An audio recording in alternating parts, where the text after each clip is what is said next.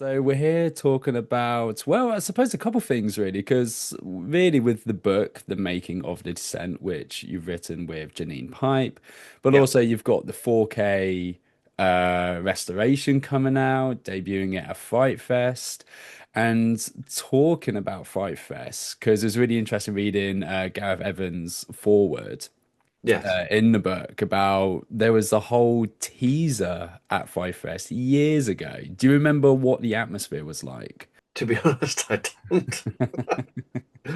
That's because Descent never actually screened within the Fright Festival.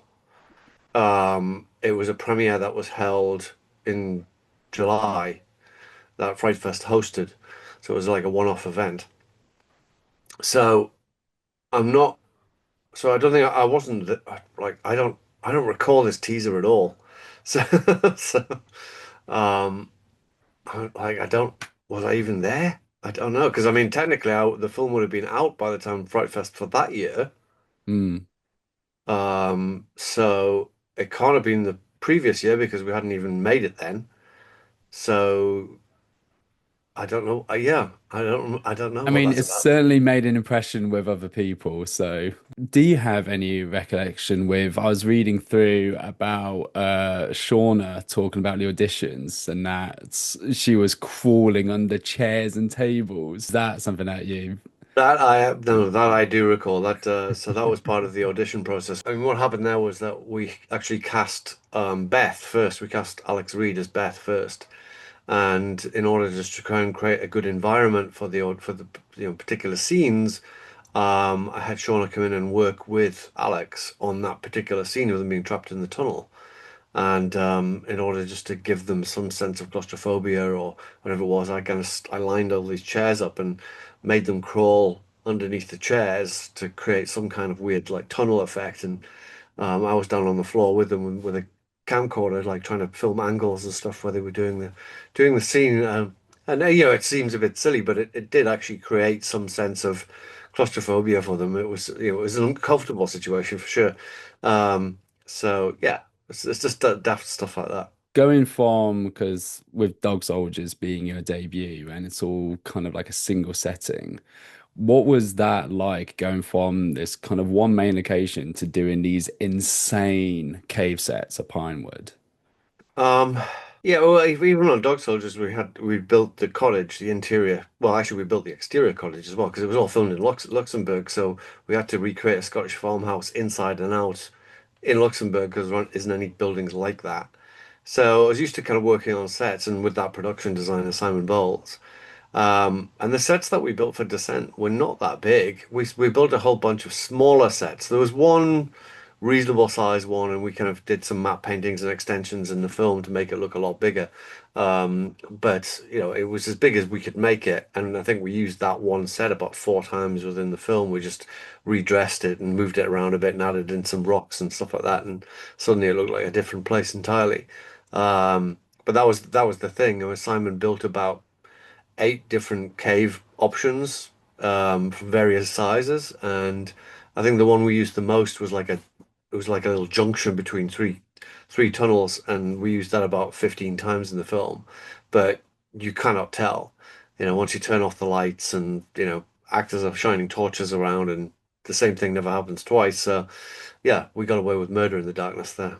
Talking about Simon, because yeah, reading through the book, he obviously feels like a big part of not just the book and talking about the production, but with the actual making of the film, he feels so instrumental to the descents. Is there like a particular thing that he did on the film that really kind of blew you away of like, what was his crowning achievement on the descents in your eyes? He stumbled upon this new way of doing. I don't know, he stumbled upon it, but he found this new way of making the sets, which was this spray-on foam stuff. Had we done it the old-fashioned way of like plaster, it would have cost, an absolute fortune.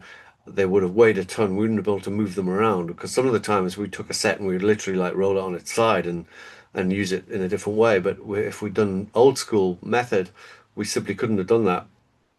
So he found this company that did this kind of spray on foam, and he used it to used like rock faces in some cases to create molds, and then like sprayed the foam into the molds and created all this rocky looking stuff. And it came in different densities, so it was much like cheaper and lighter version, which was like very soft and you couldn't stand on it. But that was good for like the ceilings and the walls. And then the bottom of the caves was done in this much more dense version of the foam, which you could stand on. But it all made it so much lighter, more movable, much cheaper, and enabled us to create the world of the film very, very easily, but certainly a lot cheaper and better and more economically. Yeah, it was great. Was that something that you've taken into kind of the rest of your filmography that you've done since then? It's been different for every film. Mm. I mean, obviously, like Simon did my next two films after that, and each one was, from post-apocalyptic Scotland to, Romans and things like that. So everything's different. I think there was something similar used on Centurion where the fort was made out of these foam logs as opposed to real logs, and again, it was a huge saving. I just asked because it feels like, not just in like the early days of Dog Soldiers and the Descent, but all your other projects, whether that's like Doomsday, Centurion, like your TV work, Thrones, even like Hellboy, like you always utilizing so many different filmmaking tools, like Mhm. miniatures, practical sets, like visual effects and green Well, screen, definitely. I mean, prosthetics. I'm very much the school of if you can do it in camera, do it in camera. So, either reality is always best, and if you can't get reality, then miniatures, sets, things like that. Any kind of practical effects, I think, is just preferable before you go down the CG route. It always looks better. So yeah, that's always been my mantra, and Simon's very big on that as well. So always coming up with ideas of like how can we do it for real without having to fake it. And it's better for the actors. It's just better for everybody. You're a male director directing a group of women, but Mhm. they're not one-dimensional characters. They have real depth to them. And I think you talk about in your book around female influences in pre-production with sending the script out to other people, getting their insights on it. But were you getting support and outside influence throughout production as well, because like with a scene where they're having almost like a pajama party at the lodge, and it could have very easily, as Janine writes in the book, could have very easily been kind of very, very male gazy, but actually it just feels real and authentic.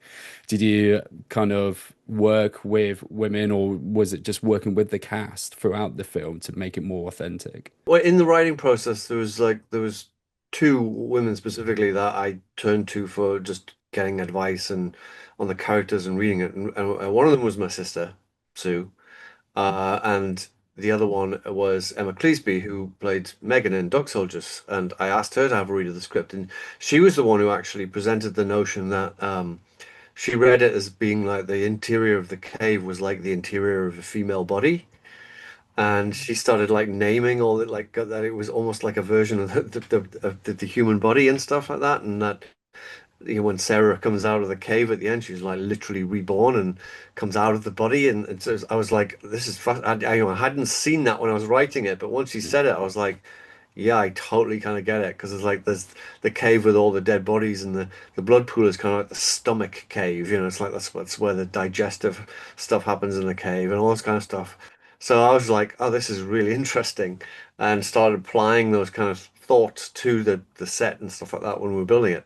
Once we were actually filming, then it was very much me and the actors, because like having their influence come in and talk to them about stuff, and bring themselves to the table and their ideas. And there was quite often cases where we were rewrite, we'd go to the pub after shooting at night, and then we'd like work on the next day's scene and rewrite it with them because I wanted their input. I wanted them to tell me this character, the character now by now, like, what is this the right thing for her to say or not, or the right thing to do, and we worked out a lot with the cast then, which was great. And the producers got really annoyed because we were turning up the next day with like rewritten scenes. He was like, "You have to let me know." I'm like, "Yeah, it just happened this way. It wasn't planned." So stuff like that was going on. But yeah, I mean, that was the big stuff, really. Um, and things that happened by chance. So like you mentioned the pajama party thing was the costume department came up with some options for their nightwear, and they threw in this like set of pajamas that was like bright purple with flowers all over it. It was absolutely ridiculous, and I was just like, oh, we got to use that and make a joke out of it, and so that then became Beth's PJs in the scene, and we managed to sort of incorporate having a laugh about stuff like that as well, which just felt funny and organic for them. Less so funny is Juno's character.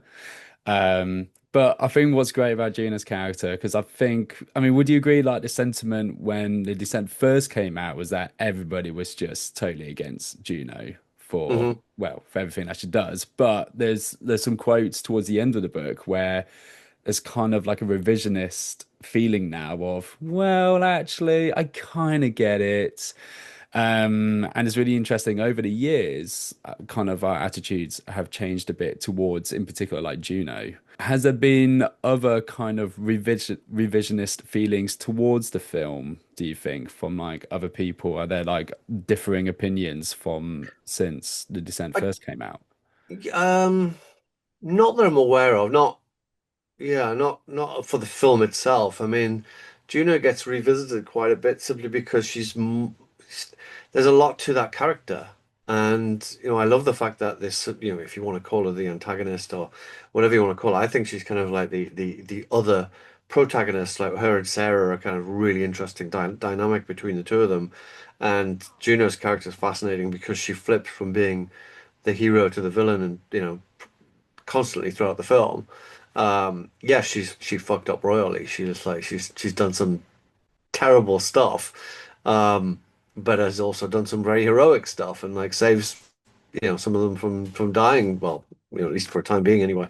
Um, but she's the fierce one and gets stuck in when others run and things like that. So like she does a lot of good stuff as well. But I just think that the fact that her character is really rich and interesting and not simple. It's like she's not easy to understand.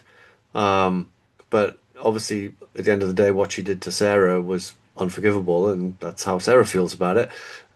So, that's how it goes. But yeah, I mean, it's interesting. Distance lends enchantment to the view, but I think there's still a lot to Juno that's unforgivable. We got a 4K re-release coming out. Yes. Um, how were you massively hands-on with that? I was slightly worried that it wasn't going to be, and then suddenly it all kind of kicked off. So it was quite a long process. I heard it was happening, but I didn't know the lengths to which path they were going to do the best job possible. So they actually went back to the original negative and they did a full, it's not just simply a 4K version, it's a complete restoration from the original negatives. So they went back and they cleaned everything up and they've done this beautiful thing. And then finally they brought me on board to basically go over to France and sit with them and grade the whole film and check everything and look at some of the effects and all this kind of stuff and sign off on the film in the end.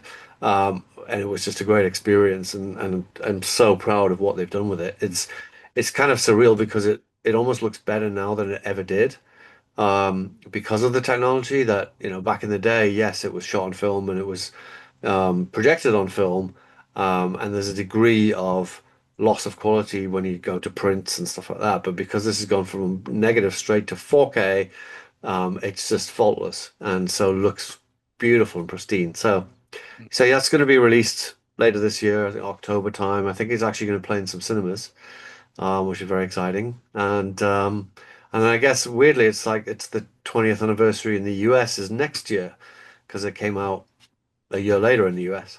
But here in the rest of the world, it's this year. So it's been a hell of an anniversary with the restoration, the book, the novelization. It's like all sorts.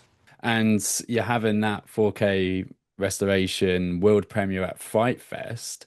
And it Yes. feels like a massive full circle moment from having the teaser at Fright Fest all those years ago. And now you It get a is. 4K It is. It's restoration there. no. It's a wonderful full circle moment. Fright Fest championed this film way back when, doing giving us a world premiere, 20 years ago at the View. Was the View Leicester Square, um, back in the day, and yeah, that was an amazing night. And yeah, 20 years later, they're doing the Odeon Leicester Square. We're getting the 4K restoration premiere. And we'll also be, launching the book there as well. So it's quite a celebration. But yeah, thank God for Fright Fest. I mean, they're true champions, true champions.